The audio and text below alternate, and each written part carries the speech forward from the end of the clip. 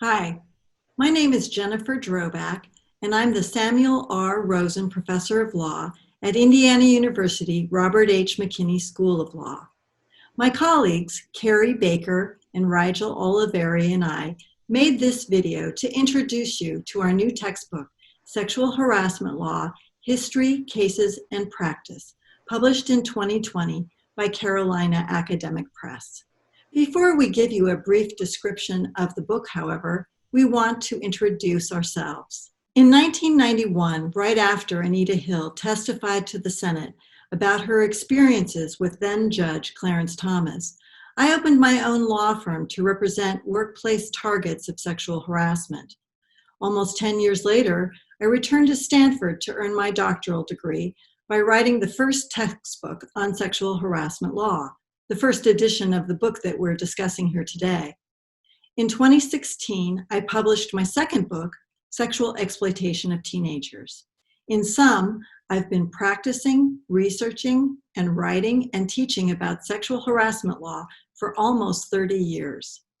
I'm Carrie Baker. I'm a lawyer and professor of women's and gender studies at Smith College, where I teach courses on gender, law, and public policy.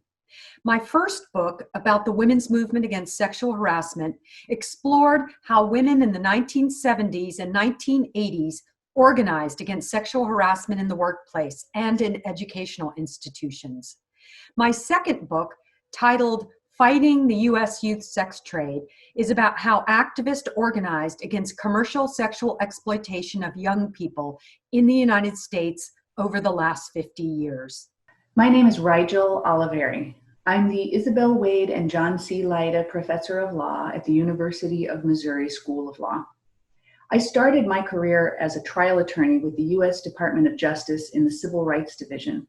In that capacity, I prosecuted several high-profile cases against landlords accused of sexually harassing their low-income female tenants. As a law professor, I conducted the first empirical study of sexual harassment in housing, and I presented these results to the Department of Housing and Urban Development. In our new textbook, we examine sexual harassment law in a range of contexts, including employment, education, and housing. We explore new trends and ethical issues for practicing lawyers. We cover the development of sexual harassment law from the early 1970s through the contemporary #MeToo era. Chapter 1 begins with the story of the women who named sexual harassment in the mid-1970s and organized to raise awareness about the problem. We tell the stories of the women who brought the first legal cases, arguing that sexual harassment amounted to sex discrimination in violation of Title VII of the 1964 Civil Rights Act. Courts initially rejected this argument, but eventually reversed course, ruling that sexual harassment was a form of illegal sex discrimination. Chapter 2 introduces the concept of intersectionality, how gender, race, class, and other aspects of identity intersect to shape people's experience of sexual harassment. We provide a range of examples from the Anita Hill Clarence Thomas hearings in 1991 to contemporary examples, such as immigrant farm worker women and low-wage restaurant workers.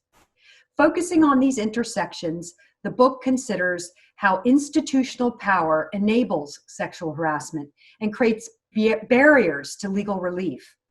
Throughout the book, we also examine media coverage and public discourse on sexual harassment. Moving from the more historical perspective in the early chapters, our book provides readers with the foundational concepts they need to know in order to understand how sexual harassment cases move through the legal system. Chapter 3 explores the complainant's prima facie case for sexual harassment as it was developed in the context of employment discrimination. This case includes the requirements that the harassment be based on sex, unwelcome, and sufficiently severe or pervasive to affect a term or condition of employment. We address same-sex harassment and harassment that is based on sexual orientation and transgender identity. We also discuss the two basic theories that advocates can use to bring sexual harassment cases: quid pro quo harassment and hostile environment harassment. Chapter 4 does a deep dive into issues of employer liability for sexual harassment carried out by supervisors or other employees. It also includes the affirmative defenses that an employer can raise. Chapter 5 addresses possible remedies for sexual harassment, including equitable relief, compensatory and punitive damages, and attorney's fees. The second half of the book explores various sexual harassment laws that apply in a number of different settings.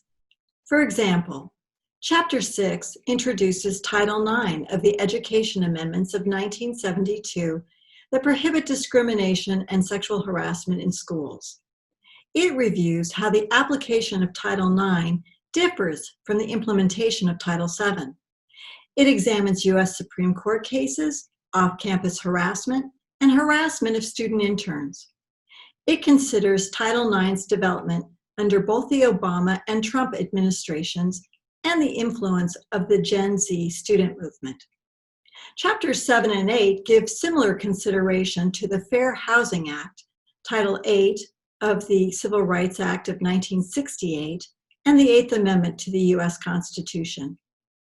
These chapters analyze the legal and socio-political issues regarding sexual harassment in housing, prisons, and the military. They review how Title IX and the Eighth Amendment also differ from Title VII.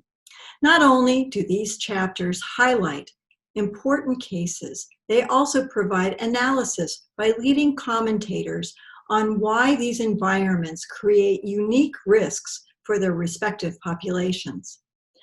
Title IX covers topics that have surfaced since the first recognition of sexual harassment, such as sexual abuse of youth in athletics and of adults in volunteer organizations and cyber harassment. It considers the evolution of more traditional concerns such as First Amendment free speech protections and the intimidating review of a target's sexual history. Finally, Chapter 9 takes an unusual look at publicity and media exposure of sexual harassment. Chapter 9 sets up the final chapter that reviews #MeToo and legal reform efforts. Our book guides readers in evaluating the effectiveness of laws against sexual harassment. We consider how the law successfully curbs some forms of sexual harassment, but also how and why it fails to address other sex-based abuses of power. We also examine current proposals to strengthen sexual harassment law by expanding coverage and closing loopholes. Carrie and Rigel joined me in this book project because we wanted to make sexual harassment law accessible to undergraduate students and lay readers, as well as to law school and business school students. We wrote this book for you. This book offers a lot of very practical information. Students will come away from this book knowing how to plead and prove sexual harassment cases in a variety of different contexts.